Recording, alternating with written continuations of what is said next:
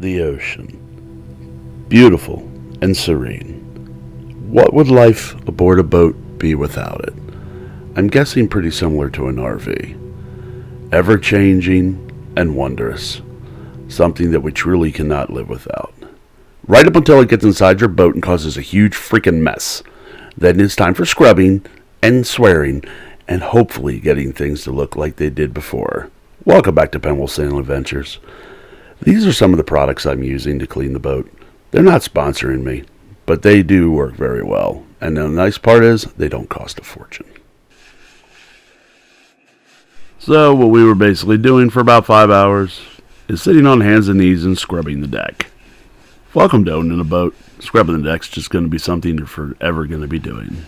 It's a little bit of bleach, a little mixed with a little bit of cleaner, the oxygen cleaner. Let it sit for a while when it's all said and done. And then come back, scrub it some more. Let it do its thing. And it actually started to come out looking pretty good. And I think it actually came out looking really well this time. Cleaned up very nicely. Nice cream color. You can see it much better the next day in the morning. That was all black like a fifth wheel of a truck earlier. But yep, I think it came out really nice myself. And I know, boat's cluttered. Still got to clean it. Got a lot of stuff to move off this one. Here you can see what it used to look like. You know, the black between the nice clean area. Little view of my cabin there and what I got to do to all the wood to remove. So here we are at the keel. I'm going to be stripping it off a bit. My new little toy here. I didn't get the needle head yet. That was on back order, so I'll be picking that up hopefully this week. We can really get to work and strip this keel down to the iron. I'm also going to be doing a little bit of rust conversion to it.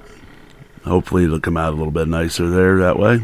Keep it from rust in the future and layering her with a layer of Rust-Oleum, which, again, not a sponsor, but I've used Rust-Oleum products most of my life on projects, especially undercarriages where I need to do a lot of work, where I don't want rust coming back, or I want it to stay coated really well or often, that it would just be insane to constantly be buying extremely expensive paints to use.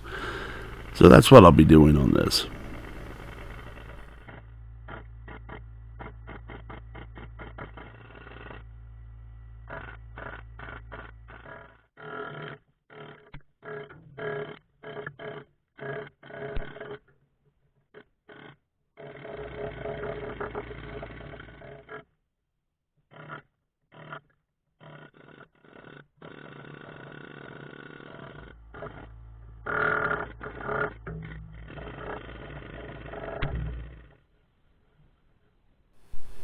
And here I am just getting the loose rust off before I put the converter on. Some of the scale that built up in the areas I had exposed when I was checking it earlier. It was late, so we didn't get to do much work on this. And like I said, I'm waiting for the needle gun head. So that'll be a lot better to do the work with.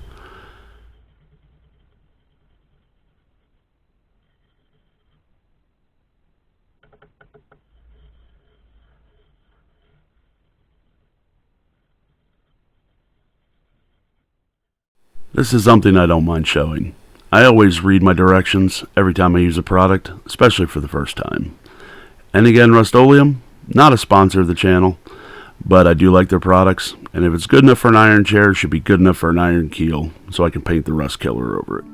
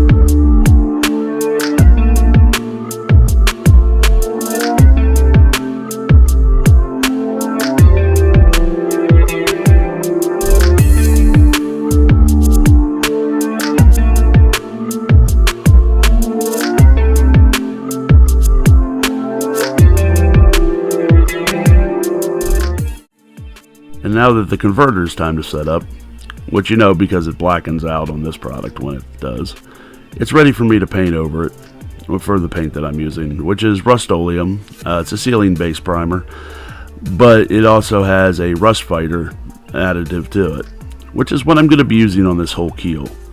Because even though that most of this parts where it doesn't show any signs of corrosion coming through the fiberglass looks like the day it was freshly coated and gel coated, I'm not going to take any chances with this. It's a 46-year-old boat, and I figure if I strip it all down, take the extra time, coat it completely with rust killer, then coat it with marine primer, and then fiberglass back over it with resin and epoxies, that it should be good for another 46 to 50 years at least if it's lasted this long.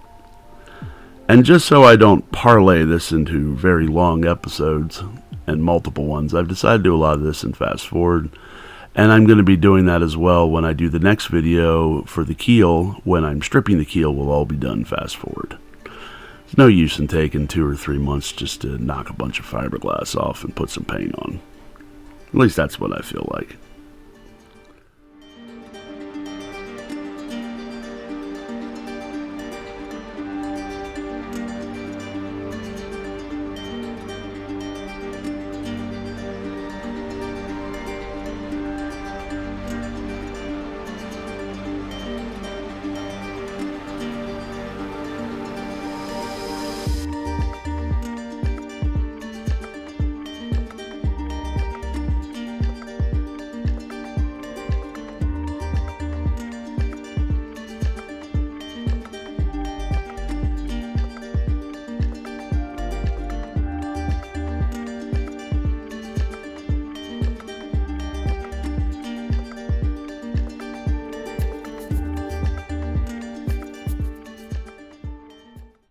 So there it is. That's just my test areas because we ran out of time working at the marina. That's why we didn't get much done.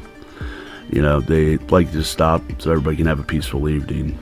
And let's face it, an air hammer working all night long sounds like a small muffled gunshot. So we'll wait till daylight to do the rest of this.